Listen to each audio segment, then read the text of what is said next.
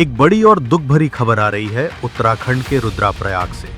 सुबह सुबह केदारनाथ से लौट रहा एक हेलीकॉप्टर क्रैश हो गया है और इस हादसे में सभी 7 लोगों की जान चली गई है, जिसमें एक 2 साल का बच्चा भी शामिल है।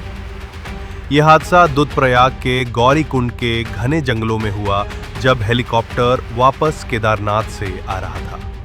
इस खबर ने पूरे शहर को शोक में डाल दिया है।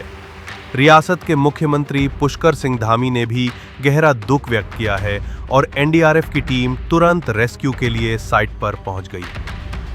आज दिनांक 15 जून 2025 को सुबह सुबह यह सूचना प्राप्त हुई कि आर्यन एविएशन गुप्तकाशी से जो ऑपरेट करता है उसका एक हेलीकॉप्टर केदारनाथ से वापस आते वक्त, जिसमें 5 यात्री प्लस एक 23 मंथ का बच्चा और पायलट राजीव सवार थे।